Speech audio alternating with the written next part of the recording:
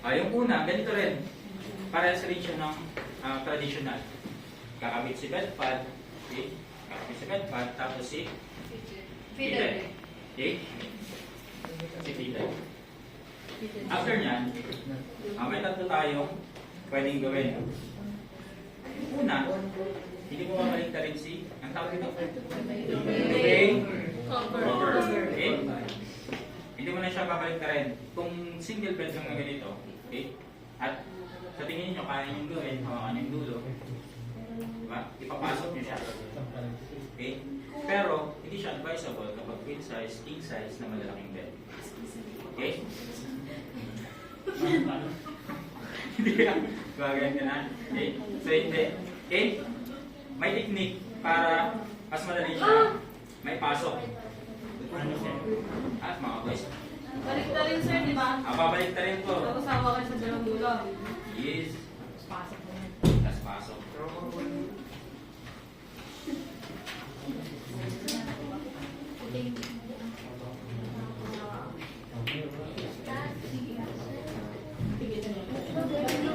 Okay. Ito yun. Yung una, nakabaliktad siya, di ba? Papasok niyo yung kamay niya sa dulo. Ganun sa kabilang dulo. Okay? Tapos kukunin mo rin dalawang dulo. Okay?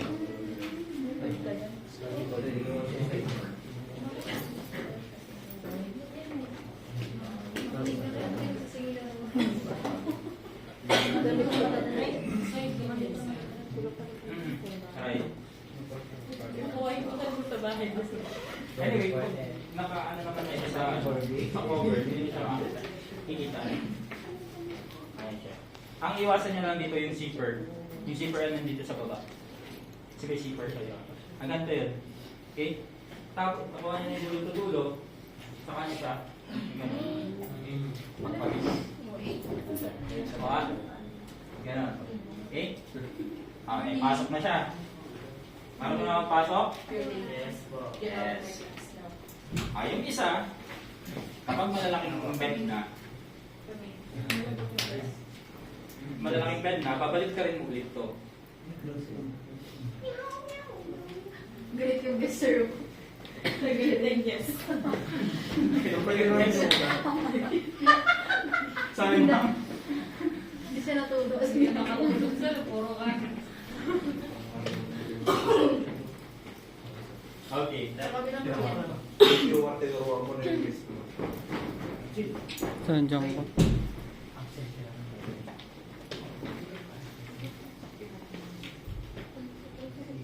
Okay. Ganun ulit.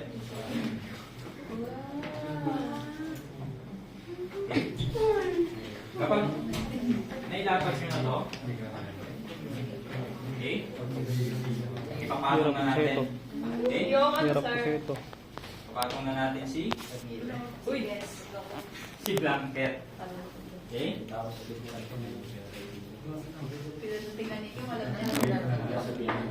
Dugay na to. Kanina traditional yung mga may meter. Kaya, siguro ka na debate. Bunutan dito. Ano ba yung traditional? Okay. Eto na siya. Ano yan, sir?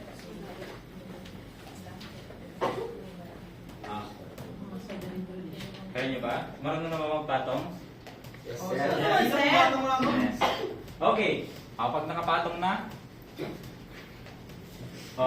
kunin natin yung dulo. Kunin natin yung dulo. Okay. Simula tayo sa baba. Simula tayo sa baba. Iikutin natin yan. Kagaya ng ginawa sa'yo. Ikutin natin. Buksak ko na to. Buksak ko na. Ranas naman sir. Ikutin natin siya. Pag malalaking kama, mas madali. Kapag hindi nyo siya... Dahil yung dugay cover siya, naka-count siya. Or nakabaliktad siya. Nakabaliktad. Pero yung blanket. Okay? Okay, nasusundan. Yes sir. Nakabaliktad. Ngayon, kapag napaikot mo na siya, Iwanan mo. okay? Pasok natin dito. Papasok muna natin. Ano sundan nyo?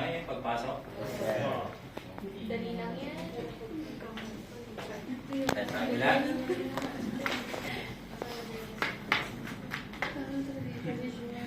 Kailangan parehas yung tututunan niya. Kasi, tawag Hindi dito. ka lang papabulutin doon sa papasukan. Depende. Paano pag ganito yung ginagawa niya? Okay? At least meron kang okay? Ito ay kukunin mo lang yung dulo. Okay? Paano ba yung pagpasok? Dulo, yung dulo. Ano doon sir? Yung dulo nung ano. Ayan. Okay? Tapos, saka mo siya.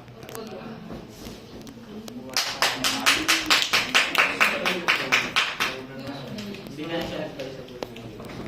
Mas masarap. Atas man. Eh, pag malaki daw. Kaya ka nagtayo. Nagagalit ka niya. Alam. Ano po yung... Sir, since single dad ako, pwede po namin ano. Number Hindi ganun yung gawin. Kailangan Pwede. Oo. Pwede. Tapos po. Pwede. Depende sa inyo sa tatlo mag-iit kayo doon. Kung alin sa tingin nyo yung mas madali, yung sa tingin nyo hindi kayo may hirapan, pwede nyo bang gawin. Bili ko namin yan. Wala kasi yung way lang din ang pag ano. Yung traditional, yung way ng pagpasok. Di ba marunong ba? Kung traditional or two-way yung gagawin sa inyo. Ano lumulong na si Diyos ko? Ano? Okay? Asa si Jenny? Dito ako. Ay, ayun siya. Ang ganda. Nakikinig siya, may lang.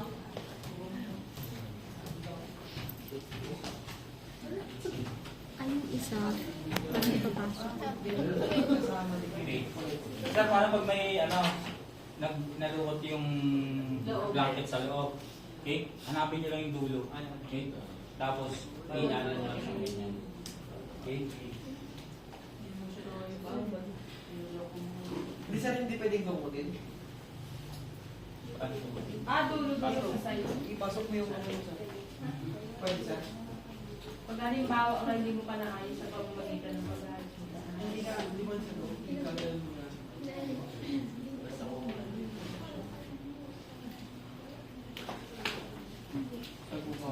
Okay. Yung lugan sa Tapos, yung sa ibabaw talaga siya. Ibabaw na lang. madali na Hindi lang. ko alam. Hindi ko na ano yan. Pero dalawa ba yung gagawin? Bubuhat nga. Ano yung ganito sir? Ano yun? Eh, wala na siyang mga fitted sheet. Okay. Eh, wala na siyang mga flat sheet na nilagay. Ito na yun. Tapos, i-place nyo na rin si pillow. Ah, yun lang. Hindi na ito. Yung mahirap lang ate yung pagpasok lang ng blanket. Kapag turn down service, familiar kayo sa turn down service? Di ba? Turn down service, ito lang din yun. Okay? Kailan ginagawa ang turn down service? Okay? Gabi. 9 to 6. Iba-iba eh. May 5 to 9, may 5:30 to 9. Okay? Yun yung time na ginagawa si turn down service. O kailan, bakit siya ginagawa? Nakaganyan siya. May envelope, open yung envelope dito. Okay? Bakit siya ginagawa? Bukas natin ito eh. Para mas makuha. Para? Mas Ano madali. bang ginagawa ni guys kapag oras ng gano'n? Yung gabi na? Para mas madali niyang makuha yung kumot. Ay, Okay? Papatayin niyo lahat ng ilaw, kaya hindi pagkakaayos. Papatayin niyo lahat ng ilaw, sasarado niyo lahat ng blinds o curtains. Okay? Ang sisindihan niyo na lang ay yung pinakamalapit na lampshade. Okay? Para pagpapasok si guest, di ba? Diretso. Higa na lang. Mga tulog. Sampul na lang dito sir. Okay? Question. Yan lang yung Kapag may dubay, sir, hindi na po kailangan ng ano. Pwede nyo lagyan ng runner. Pero kung hindi, okay lang din. Doon ka din sa Doon lang din siya. Hindi na pala. Wala na siyang mga... Sir, hindi mo ganyan eh. Hindi na Wala na siyang mga ano ate. Hindi na siya.